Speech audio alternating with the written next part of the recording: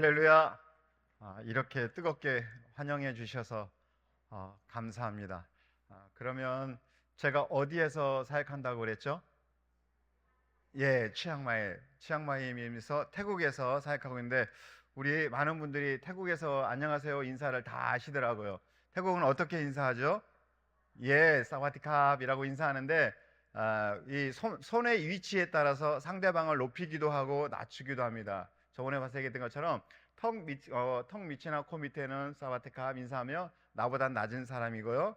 나보다 높은 사람들은 어떻게 할까요? 이마나 높이 되는 겁니다.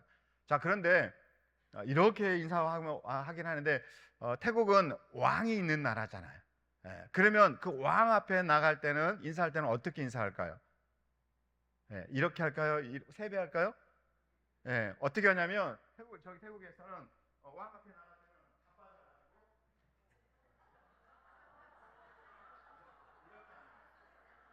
예, 예, 웃으시는데 실제로 그렇습니다. 왕 앞에 나갈 때 장관이든 국회의원이든 왕 앞에 나갈 때는 다 자빠져서 기어서 나가서 인사를 합니다. 그런데요, 오늘 여러분들 하물며 왕 앞에 나갈 때도 엎드려 나가는데 오늘 저와 여러분은 하나님의 왕 대신 하나님 앞에 나올 때 이 중에 누구도 엎드려서 나온 사람 없습니다. 기어서 오는 사람 없어요. 누구도 이 자리에 나올 때 뭐예요? 두 발로 당당하게 나왔어요. 이게 하나님의 은혜입니다. 오늘 여러분들 이 하나님이 주신 은혜로 하나님을 만나는 이 자리에서 정말 어떤 장애물도 없이 하나님은 여러분을 이 자리에 초청하셨고 또 이 자리에서 말씀을 통하여 또 하나님의 여러분들을 만나기를 원하십니다. 또 우리 김 목사님 굉장히 기도회가 뜨겁다고 치앙마이까지 소문이 났어요. 예, 그 소문을 제가 확인하려고 그랬더니 목사님 저보고 일찍 가래요. 그래서 제가 남아서 기도에 참석한다고 했더니 그렇게 하시래요. 그래서 저도 그 기도하는 자리에 함께 있고 싶습니다. 그래서 같이 기도의 자리에 있도록 하겠습니다. 태국에 다시 한번 그러면 이제 다시 한번 우리 양 옆에 있는 분들에게 태국어로 사와디캅 인사를 하시는데 인사 잘 하셔야 돼요. 이렇게 부부싸움이 있을 수 있어요. 당신은 내 밑에야. 당신 높이는데 인사하는 거에 따라서 상대방을 높입니다. 인사하겠습니다. 사와디캅. 한 명도 그냥 엎드려서 인사하는 분이 없으시네요. 앞에 계신 권사님은 이렇게 하시는데 좋습니다. 저한테 하시는 거죠? 네, 감사합니다. 제가 태국에 남았는데 많은 분들이 저한테 크게 두 가지를 질문을 하시더라고요. 첫 번째로는 왜 선교사님이 혼자 나오셨어요? 바구의 선교사는요? 라고 질문을 하시더라고요.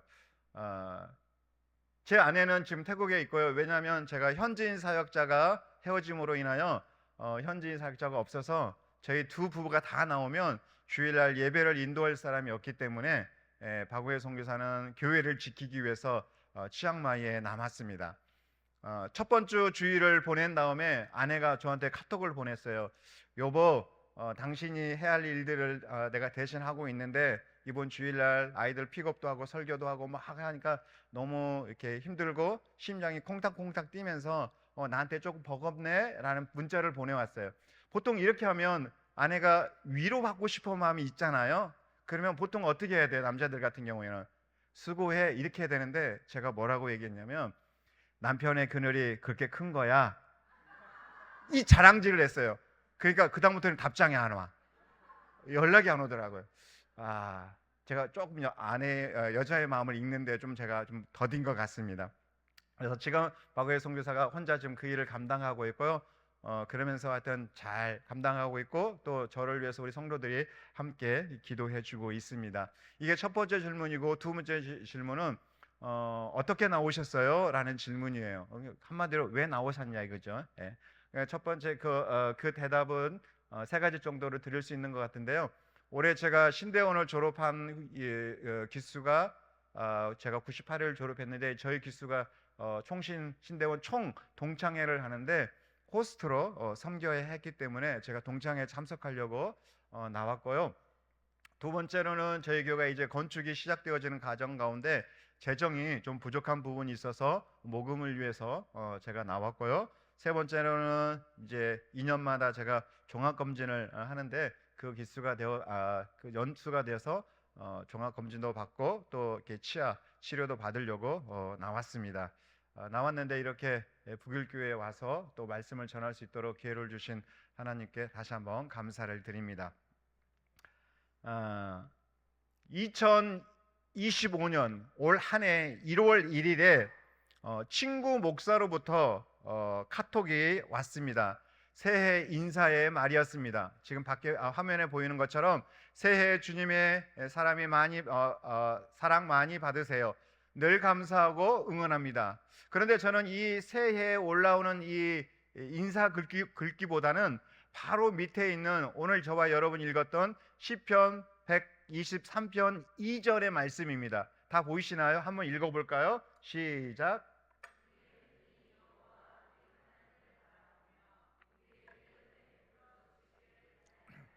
아멘.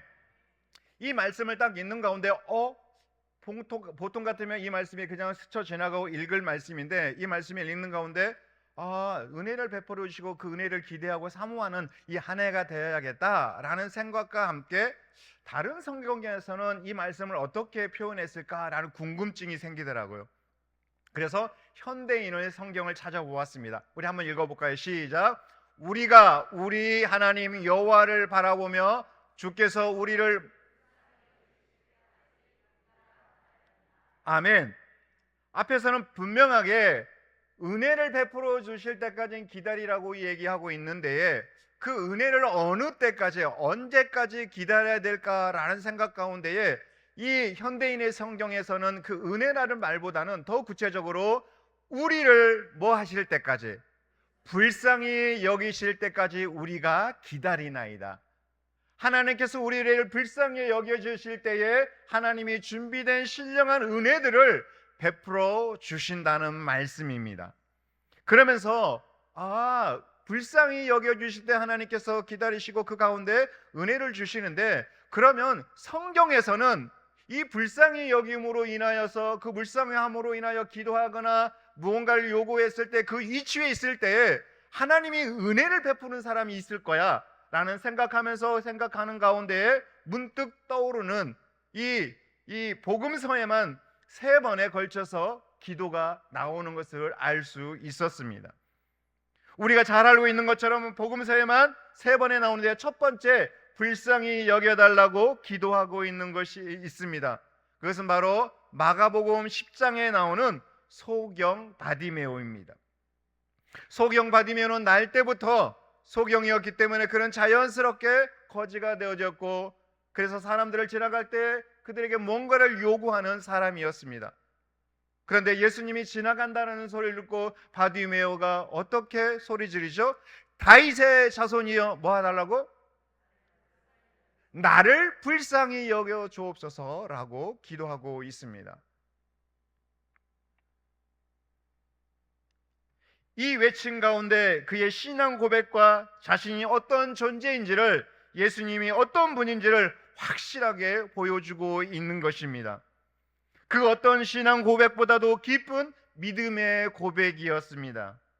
더 놀라운 사실은 그의 기도가 응답되었을까요? 거절되었을까요? 응답되었습니다. 다윗의 자손 예수여 나를 불쌍히 여겨달라고 얘기했을 때에 우리 주님이 그 기도를 무시하거나 나는 그럴 만한 능력이 없어 라고 말하지 아니하시고, 그를 불러다가 내가 무엇하여 주기를 원하느냐고 했을 때 내가 보기를 원합니다. 바디메오는 그가 불쌍히 여김으로 인해서 예수님께서 그를 치료해 주셨고 그는 보는 은혜를 받았습니다. 이후에 나병 환자 10명이 예수님이 지나간다는 소리를 들었습니다. 예수님 당시에 나병이라는 병은 하나님이 그 사람에게 저주를 내려서 그가 잘못을 해서 저주를 받아서 나병이 되었다고 믿고 있었습니다. 그래서 정상적인 사람들과 함께 생활을 하거나 먹고 마실 수 없습니다. 그래서 그들은 그들끼리의 공동체 생활을 합니다. 정상적인 사람과 가까이 나아갈 수 없어요. 그래서 역시 예수님이 지나간다는 소리를 듣고 10명에서 멀리 떨어져서 이렇게 고백하고 있습니다. 함께 읽어볼까요? 시작. 우리를 뭐 해달라고 고백하고 있습니까? 불쌍히 여겨달라고 고백하고 기도하고 있는 것입니다.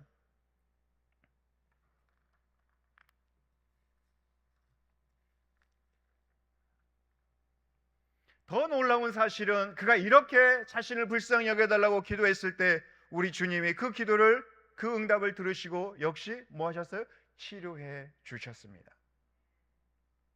마지막으로 누가복음 18장 바리새인과 세리의 기도에서 분명하게 드러나고 있습니다.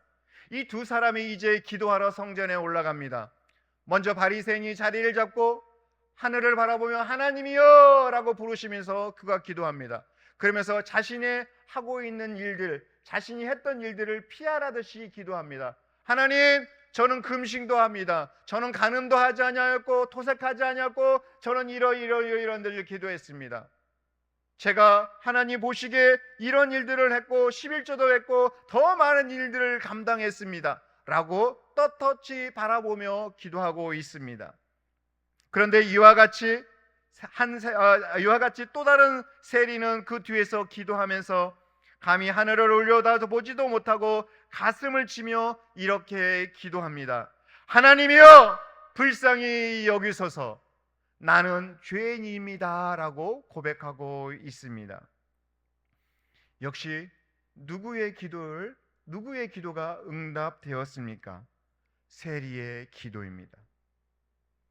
이 세 가지의 기도에 공통점이 있다면 다 그들이 기도할 때, 하나님을 찾을 때, 하나님을 부를 때에 자기 자신을 불쌍히 여겨달라고 고백하고 있습니다.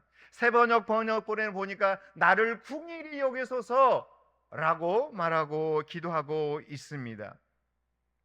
바디메오는 육체적인 장애로 인해 구걸할 수밖에 없는 인생입니다. 10명의 문둥병자도 함께 생활할 수 없고 함께 먹고 마실 수 없기에 구걸하는 인생을 살았습니다. 생존 능력이 없음으로 인하여 자동적으로 거제와 같은 사람, 이런 비참한 처지에 있음에도 불구하고 바디메오와 그 10명의 사람은 한 가지 알고 있는 사실이 있었습니다. 그것은 뭘까요? 자신이 불쌍하다는 존재, 자기가 불쌍한 존재인 것을 알고 있었습니다. 구원받지 못한 인생이며 하나님이 없는 삶을 매일매일 살아가고 있는 불쌍한 존재라는 사실을 알고 있었던 것입니다. 바디메오는 자신이 불쌍한 존재인 것을 인정하고 그렇기 때문에 주님이 필요합니다 라고 큰 소리로 외쳤던 것입니다. 사랑하는 성도 여러분, 여러분에게 있어서 예수님은 어떤 분이십니까? 초창기에 제가 교회를 개척하고 아이들이 많이 나오면서 예수님에 대한 부분들을 많이 설교했어요. 한 3년 지났나요? 주일 설교를 할 때 우리 아이들한테 제가 이렇게 질문했어요. 어린이 여러분, 예수님은 어떤 분이죠? 라고 질문했을 때에 만약에 여러분들 같은 경우는 뭐라고 대답을 하실까요? 장로님, 예수님은 어떤 분이시죠? 예, 하나님은 우리의 구원자. 이게 정답이에요. 그런데 우리 아이가 이렇게 대답하더라고요. 예, 예수님은 한국 사람이요. 예. 복음의 불보지에 예수님에 대해서 제대로 못 들었기 때문에 제가 한국 사람이다 보니까 예수님 한국 사람을 알고 있어요. 근데 그런 아이들이 이제 교회 안에서 적응하고 정착함으로 해서 나중에 하나님에 대한 질신된 고백들이 나오게 되었습니다. 사랑하는 성도 여러분, 예수님은 주름 그리스도의 살아계신 하나님의 아들이시며 구원자이시며 또 구속자이십니다. 이것이 뭐냐면 복음입니다. 예수가 구원자이십니다. 이것이 굿뉴스이며 복음에도 불구하고 이 메시지가 복음의 뉴스로 사람들에게 다가오지 못하는 이유가 어디에 있습니까? 그것은 자기 자신이 죄인이므로 하나님의 절대적인 구원의 은총이 필요하다는 것을 깨닫지 못하고 있기 때문에 복음이 복음으로 다가오지 못하는 것입니다. 자신이 어떤 존재인지를 알지 못하는 사람의 어리석음으로 인하여서 하나님을 찾지도 않고 구하지도 아니하고 하나님을 만나지도 못하는 것입니다. 특별하게 태국 사람들 같은 경우는 복음을 전하고 있지만 당신이 죄인입니다 라는 질문을 던지면 이 사람들이 의아해요. 왜요? 한 번도 자기가 죄인이라는 사실을 생각해 보지 않은 거예요. 이 사람은 불교의 윤회로 그냥 태어난 것이 죄인이라는 인식이 없어요. 그러니까 복음을 전체적으로 자신이 불쌍한 존재라는 사람을 모르니까 복음을 받아들이지 않고, 그래서 태국은 불교의 나라가 될 수밖에 없는 것입니다. 우리에게 이 말씀을 적용해 보면 오히려 우리가 누리고 있고 우리가 부유함으로 가지고 있는 많은 물질로 인하여서 많이 누리고 있는 것으로 인하여 하나님을 찾지 않는 경우가 너무 많습니다. 그래서 부유함이 어떻게 보면 하나님께 나아오고 하나님을 찾는데 최고의 장애물이 될 수 있다는 사실입니다. 자기가 무엇이 있다고 생각하는 사람은 절대로 하나님을 찾지 않습니다. 자기의 의지로, 자기의 지식으로, 자기의 능력으로, 건강으로 할 수 있다고 생각하면 절대 하나님 앞에 나오지 않습니다. 오늘 마치 바리새인의 기도처럼. 이런 사람은 자신의 불쌍한 존재라는 사실을 인정하지 않습니다. 저와 여러분은 정말 모든 것을 가지고 있을까요? 죄에서 승리한 자일까요? 하나님 없이 자유롭고 완전할 수 있습니까? 아닙니다. 저와 여러분은 완전할 수 없기에 이 시간 나는 불쌍한 존재입니다. 내게 하나님의 은혜가 필요합니다. 주님이 필요합니다. 하나님의 은혜 없이는 한순간도 살아갈 수 없는 연약한 존재이며 가장 비참한 사람인 것을 인정하는 순간 하나님이 저와 여러분에게 뭘 주신다고? 은혜를 주신대요. 자비를 주신대요. 긍휼을 주신대요. 그래서 3절 말씀에 은혜를 베푸소서, 은혜를 베푸소서, 은혜를 베푸소서. 하나님의 그 은혜를 우리가 구할 때 나를 불쌍히 여겨 주소서라고 기도할 때 하나님이 우리에게 은혜를 베풀어 주십니다. 1월 1일 날 이 사실을 깨닫고 제가 저희 가족들에게 편지를 보냈습니다. 선교사하고 제 태국 치앙마이에 있기 때문에 저희 가정 예배를 드릴 수가 없잖아요. 그러면서 저희 가족, 저희 어머니로부터 시작해서 제 자녀들까지 전부 다 그 이름을 부르고 그 뒤에다가 하나님 저희 어머니 불쌍히 여겨주셔서 육체의 건강을 주시고 새벽 예배 자녀를 위해 기도할 때 그 기도가 응답되게 하여 주시옵소서. 재수 씨가 유방암으로 항암 치료를 받고 있는데 하나님 우리 재수 씨 불쌍히 여겨주시고 그 연약한 육체를 치유하여 주시옵소서. 그러면서 제 아내와 제 자녀들과 또 제 형제들의 이름을 다 앞에 부르고 그 뒤에다 불쌍히 여겨달라고 붙이면서 한 가지 한 가지 기도하고 기도했어요.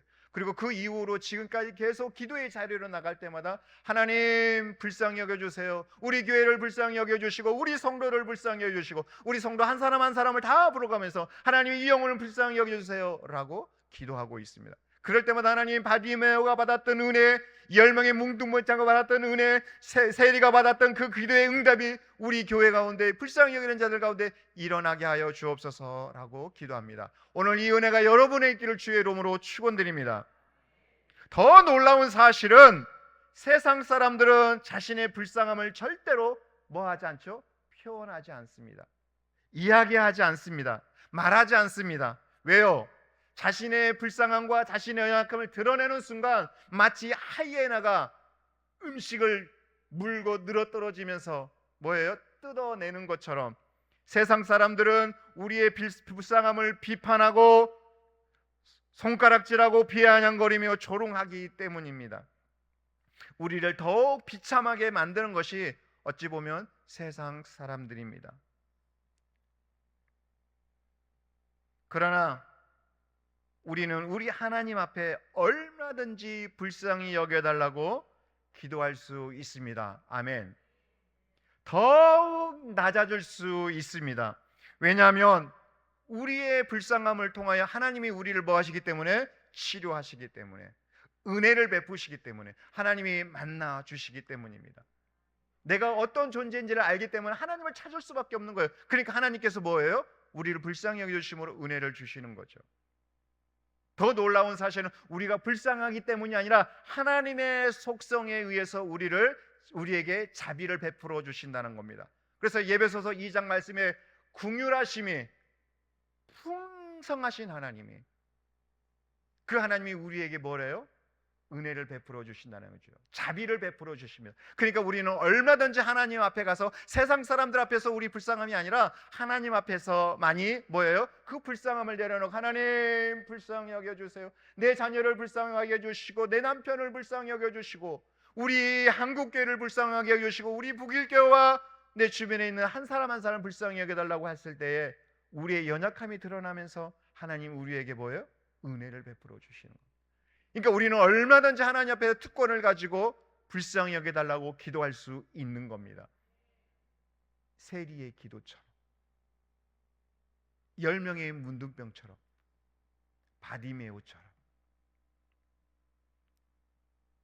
오늘 목사님이 기도회를 인도하실 때 가장 먼저 내 자신이 하나님의 은혜가 필요합니다. 하나님 없는 인생, 불쌍한 인생이 다시 한번 그 불쌍한 인생을 불쌍히 여겨줘서 나에게 은혜를 주옵소서 기도하시는 저와 여러분 되기를 주의 이름으로 축원드립니다. 이 기도를 접하고 저는 선교지에서 저의 상황들을 내려놓고 불쌍히 여겨달라고 기도하고 있습니다. 그 은혜 가운데 하나님의 은혜를 구하면서 하나님이 어떻게 우리를 인도하시고 궁유를 베풀어 주신지를 기대하며 기도하고 있습니다. 특별히 저는 선교지에서 영적인 어려움과 또 육체적인 어려움으로 인하여 하나님 앞에 불쌍히 여김을 당하였노라 기도하며 하나님의 궁유하심을 구할 수밖에 없었습니다. 첫 번째는 있다면 2023년 12일에 저희 현지인 사역자와 헤어졌습니다. 엄밀하게 말하며 내어 보냈습니다.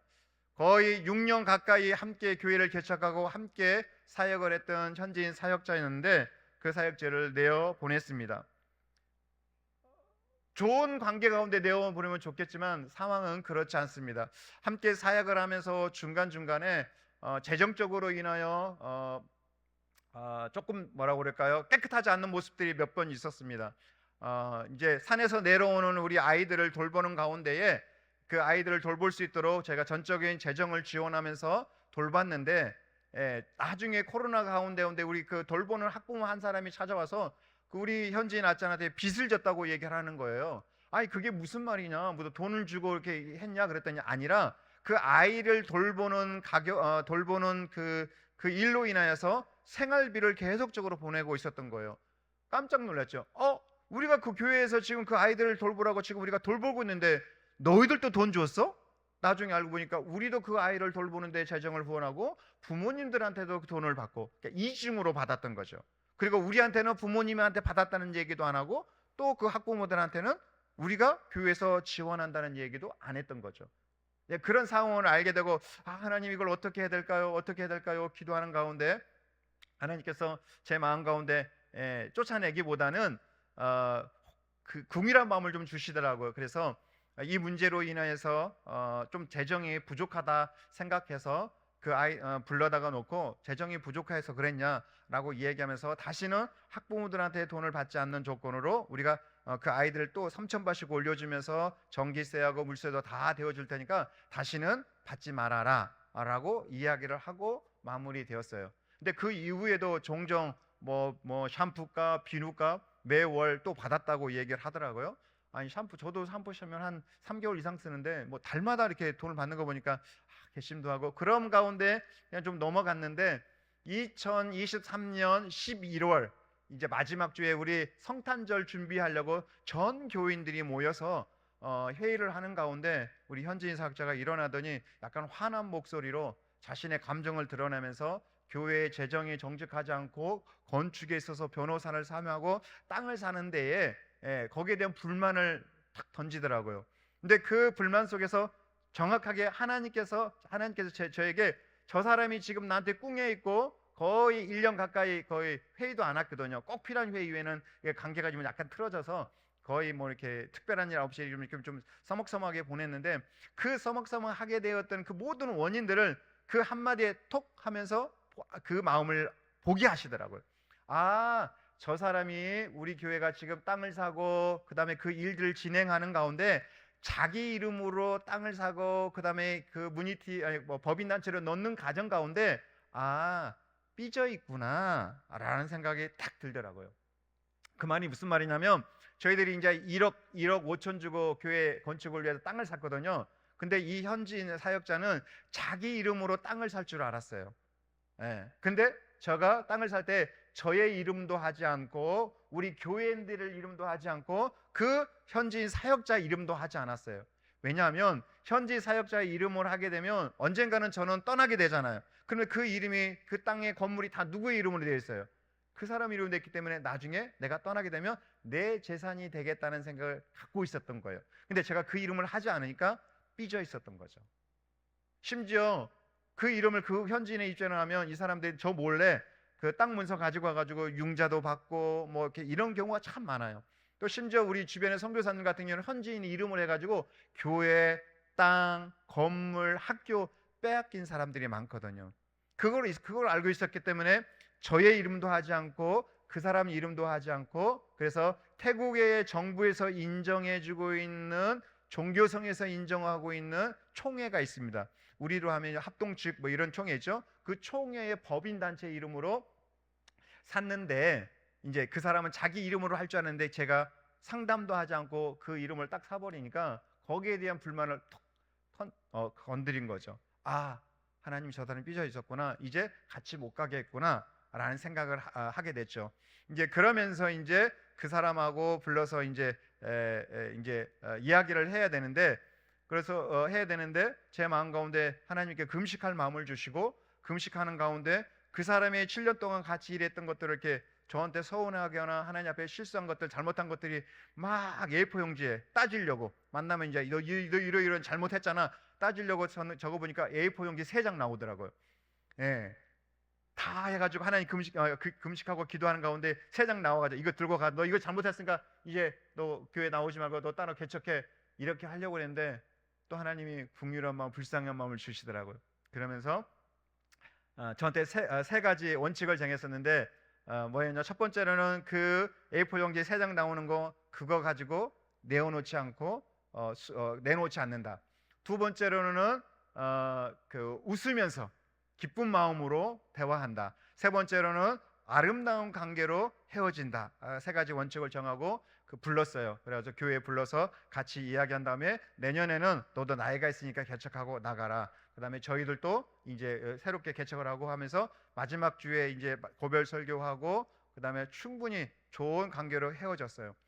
이제 헤어졌는데에 문제는 이제 그때부터 이제 나타나기 시작했죠. 나가면서 교인들을 건드리지 않겠다라고 약속했는데 그 이후로 계속적으로 성도들 전화하고 찾아가고, 심지어 한국 사람이 거기 설교하고 한국 사람이 뭐 목회하는데 거기 믿을만 하냐? 우리 태국 사람들끼리 목회하는데 우리 교회로 와라. 막 이런 얘기들 쑥닥거리면서 만나고, 그런 얘기가 계속 들려오면서 막 저희들이 이제 그때부터 막 스트레스 받기 시작하는 거죠. 이미 제 아내는 한 몇 년 전부터, 2년 전부터 이렇게 스트레스를 받고 있다가 이게 극심에 오지니까 나중에는 막 공황 장애까지 오기 시작하고, 교회에 오고 가고 이런 분들이 너무 많이 힘들어 하더라고요.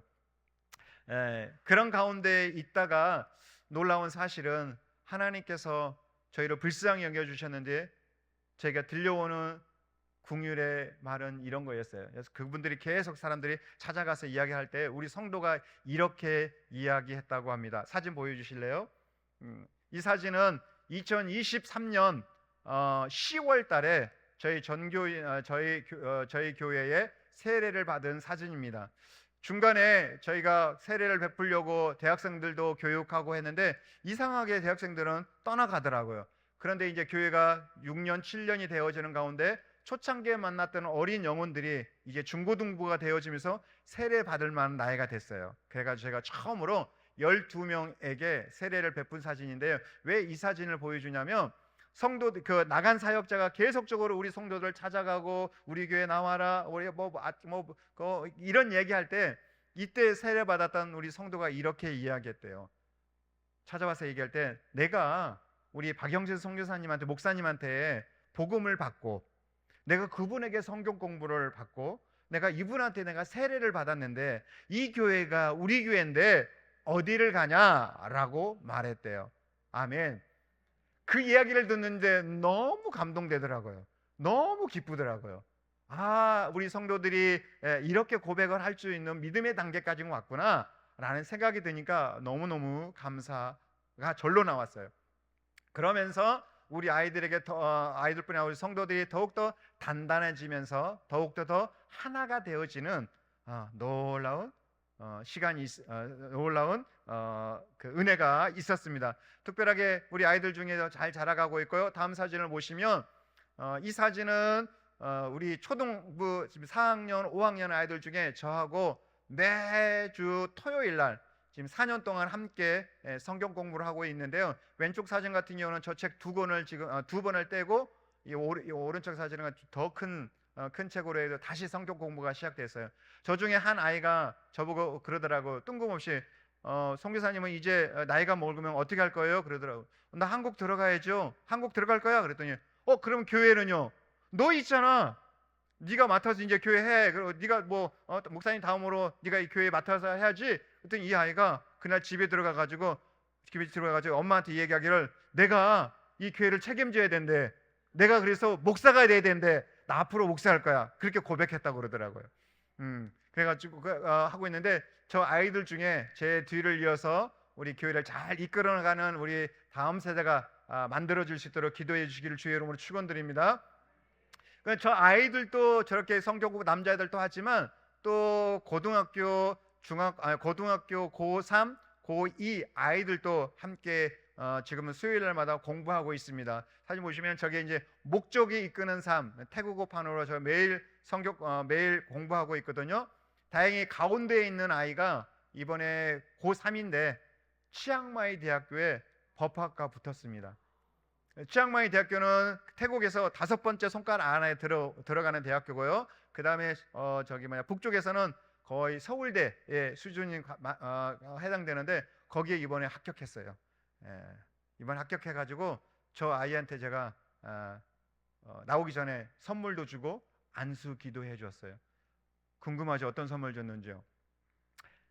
제가 이제 나이가 있으니까 솔직히 좀 노안이 왔어요. 그래가지고 설교 원고를 보는데 이 설교 원고가 가끔 안 보여요.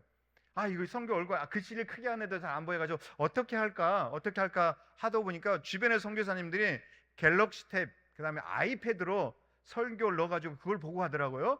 나도 저거 하면 되겠다라고 생각을 하고 하다가 3월달에 제 아들한테 전화를 했어요. 주원아, 아빠가 지금 노안이 와가지고 성경이 잘 안 보이는데 원고를 봐야 되는데 잘 안 보여. 야, 내가 40만 원 보내줄 테니까 이걸로 한번 좋은 아이패드나 갤럭시 탭 하나 선물로 해서 나한테 보내 그랬거든요. 그랬는데 그 주원이가 그거 받고 3월달 내내 열심히 알아보더라고. 아빠 이건 어때요? 이건 어때? 보낼 때만 뭐라고 그럴까요? 그 아이패드를 가질 마음에 고르는 다음에 너무너무 즐겁더라고요. 너무너무 기쁘더라고요. 이거 해가지고 이거 해야겠다 저거 해야겠다. 결국에는 50만 원짜리 주원이가 아빠 선물이에요. 자기 10만 원 붙여가지고 50만 원짜리를 샀어요.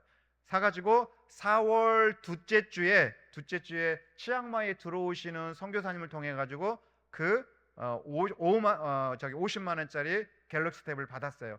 얼마나 좋겠어요. 그래가지고 딱 사용하려고 했는데 가입하고 뭐 이메일 넣어야 되는데 또 저는 그런 걸 못 하거든요. 제껴놨어요. 그랬더니 바구의 선교사가 어느 날 그러더라고. 여보, 당신 안 쓸 거면 이번에 팍디오 합격하면 줘버려 그러더라고요. 제가 순간적으로 화가 확 나는 거예요.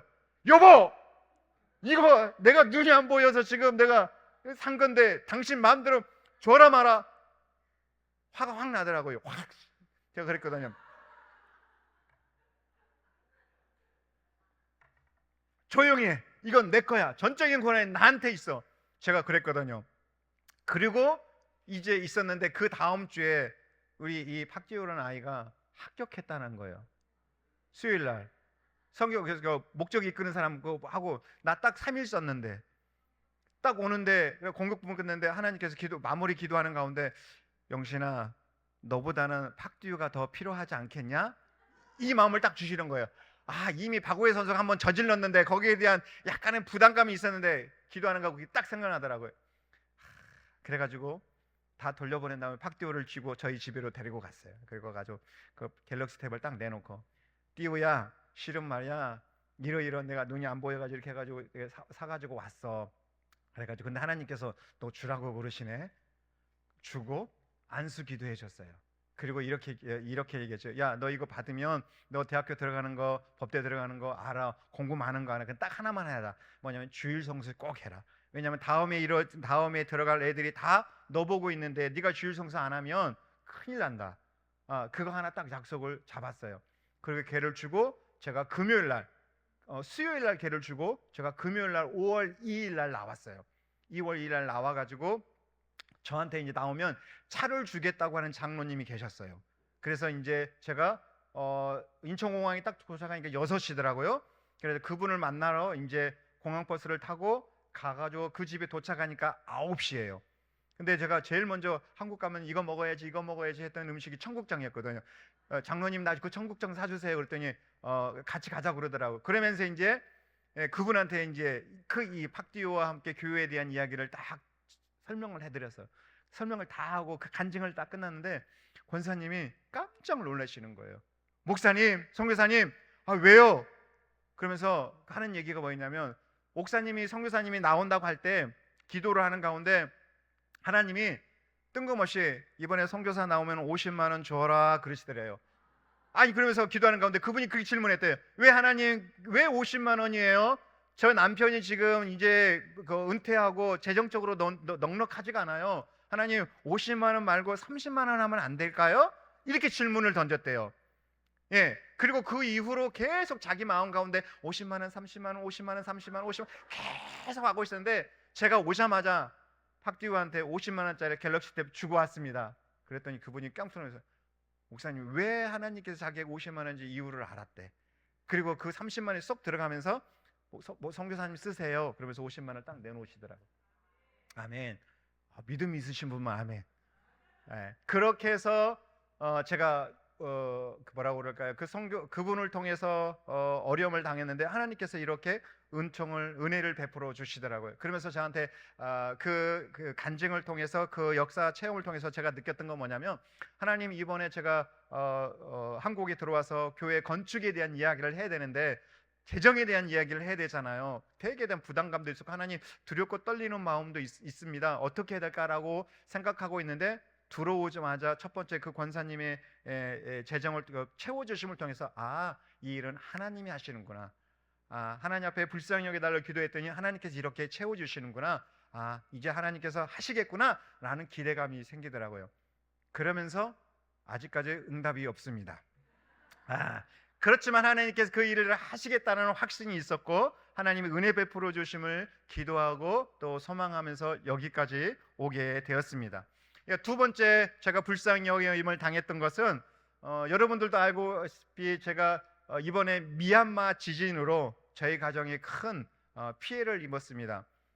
미얀마하고 어떻게 보면 치앙마이고 근교에 가깝게 있는데 그 많은 치앙마이에 있는 건물과 그 많은 선교사님들이 있는데 다 피해가고 저만 당했어요.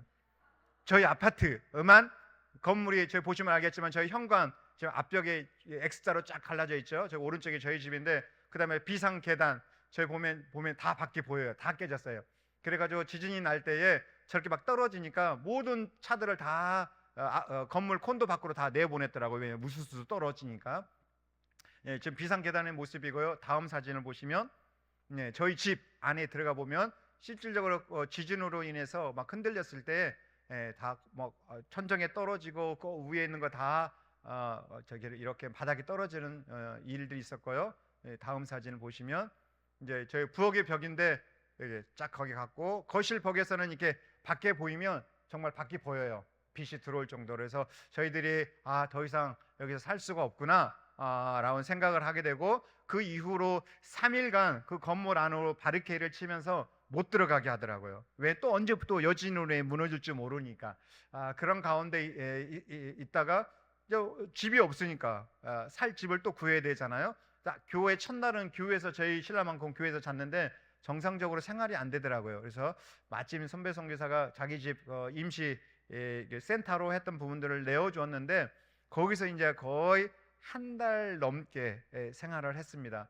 그런데 이제 여러분도 알겠지만 정상적인 생활을 할 수가 없어요. 일반적으로 이제 뭐 교회 사역하고 설교 사역하고 선교 사역을 하지만 이제 센터에 있다 보니까 뭐 머물고 살고 뭐 일하는 부분들에서 굉장히 힘이 들더라고요. 그럼에도 불구하고 저희들이 결국에는 센터 안에 건물 안 콘도 안으로 들어가지 못하고 모든 짐을 빼서 새롭게 이사를 하게 되고 또 이사를 하는 가운데 힘든고 또 어려운 일도 있었지만 이 일들을 통해서 하나님이 주신 은혜는 뭐였냐면 우리가 웃을 때가 있으면 뭐 할 때가 있고요? 울 때가 있고 또 위로할 때가 있다면 위로해야 받을 때가 있다는 거죠. 아, 그렇구나. 지금까지 우리 선교사로서 내가 또 목사로서 많은 사람들을 위로했다면 이번 지진을 통해 가지고 내가 위로 받을 때구나라는 사실을 알게 하시더라고요. 그래서 파송교회도 알리고 우리 목사님에게도 알리고 또 북일교회도 알리고 그러면서 많은 분들이 위로해 주시고 격려해 주셨어요. 그러면서 아, 선교는 선교지에서 나 혼자 그 일들을 감당하고 나 혼자 어려움을 당했다라고 생각했는데 많은 분들이 저희들을 위해서 기도해 주시고 많은 분들이 격려와 위로와 또 전화와 또 이제 격려금도 또 보내주셔서 우리가 이 일들을 어려움을 당했고 불쌍히여김을 당했지만 하나님께서 격려해 주심으로 이 과정을 넉넉하게 이길 수 있었습니다. 그러면서 이제 교회 건축이 이제 시작되어지는 가운데 저희가 이 건축을 감당할 만한 재정이나 믿음이 없더라고요. 그러니까 하나님께서 올 1월 때부터 하나님 박영진 선교사를 불쌍히 여겨주셔서 교회 건축을 할 수 있도록 하나님 도움의 손길과 준비된 자를 만나게 해주세요 라고 계속적으로 제가 기도하고 있는데요. 사진을 보시면 이 땅은 이미 저희들이 1억 5천을 주고 딴 상입니다. 다음 사진을 보시면 저 지역을 저렇게 담벼락을 다 치고 그 다음에 태국 같은 경우는 지대가 낮아서 비가 오면 다 잠기거든요. 그래서 집을 지을 때는 꼭 외부에서 흙을 가져다가 저렇게 채웁니다. 그래서 도로보다는 항상 높게 해서 홍수를 당하지 않으려고.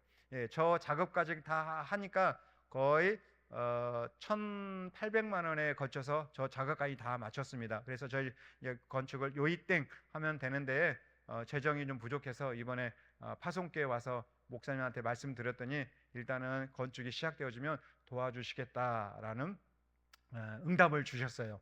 그 일들이 잘 진행될 수 있도록 기도해 주셨으면 좋겠습니다. 다음 사진 보시면 건축도인데요. 뭐 봐도 잘 모르시죠? 그냥 교회하고 이렇게 2층 건물로 지으려고 합니다. 그 다음 사진요. 그러면서 이제 이 건축을 위해서 저희 교회가 마땅히 먼저 기도해야겠죠.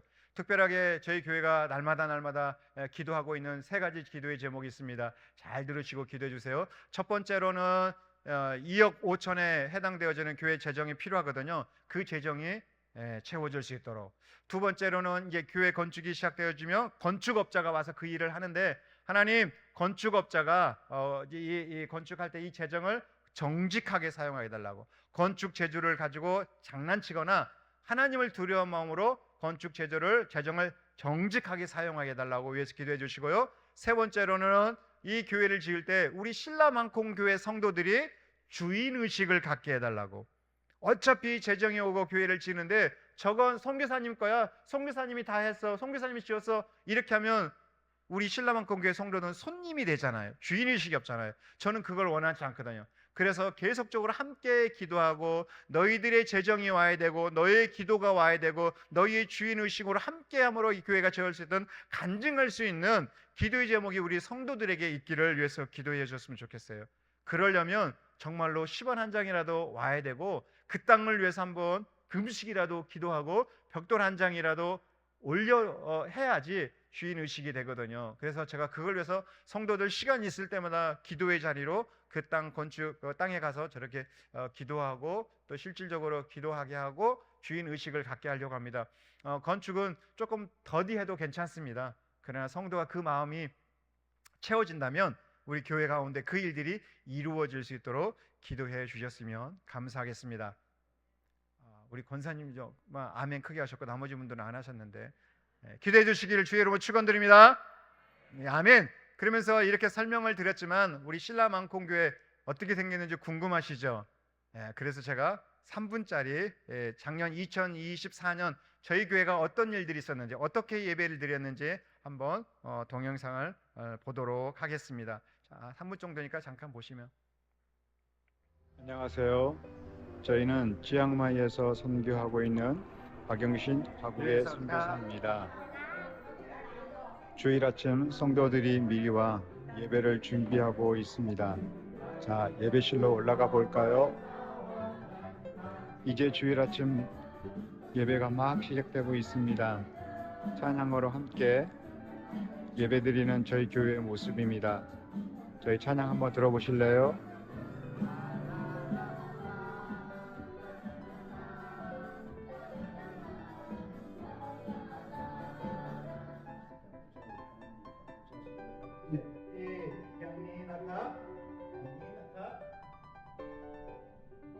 예배를 마친 후 전교인들이 차를 타고 건축 부지의 땅에 가서 함께 기도합니다. 지금부터는 올 1년 동안 있었던 저희 교회 행사들을 소개하려고 합니다. 부활주일 성찬식과 2부 순서로 재밌는 시간을 보냈습니다. 올해 신라만콩교회가 8주년을 맞이하여 온 성도들이 함께 이웃을 초청해 음식을 나누는 귀한 시간을 가졌습니다.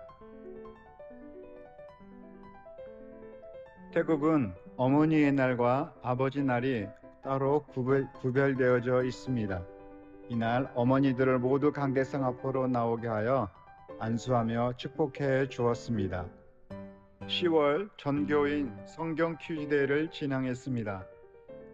1등 한 사람만 선물을 받아가는 성경 퀴즈 대회가 아니라 모든 사람들이 자기가 맞춘 문제의 바구니에 선물을 담아나가는 귀한 성경 퀴즈 대회 시간이었습니다. 저희 신라만콩교회는 매년 추수감사절날 전 성도가 하나님께 드려지는 10가지의 감사 제목을 적어와 예물로 드린 후 함께 나누는 시간을 갖고 있습니다. 1년에 4번 다음 세대에게 장학금을 지원하고 있습니다.